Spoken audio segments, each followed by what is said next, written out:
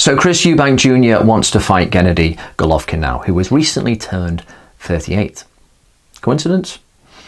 Well, this is what he said.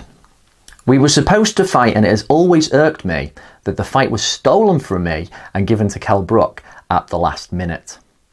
In the back of my mind, it has always been there. I've always wanted to fight him." Going further down here, "People put this guy's name so high, but I know I can beat him. I know that I have the tools and the style to take this guy out." He's talking as if this is the Golovkin that he was supposed to fight in 2016, back when Golovkin was seen as just some oncoming train that pretty much nobody could stop. It was supposed to be Golovkin against Eubank Jr. Instead, it was Golovkin Kell Brook, and I think it was just worse for boxing. Kell Brook's career was derailed after that. He should have stayed at welterweight.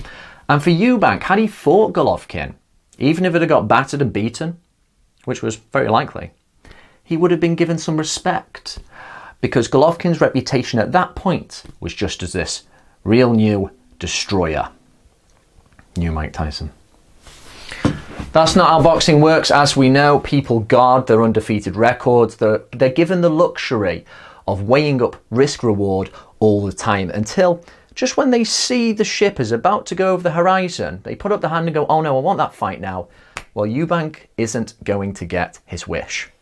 Not only are we in an ongoing pandemic, which we don't know when it's going to end, certainly to the point when we can start to have fights back on the go, but Golovkin does not have a lot of time left.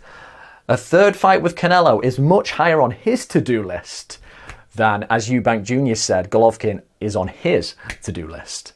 He needs another bit of a reality check.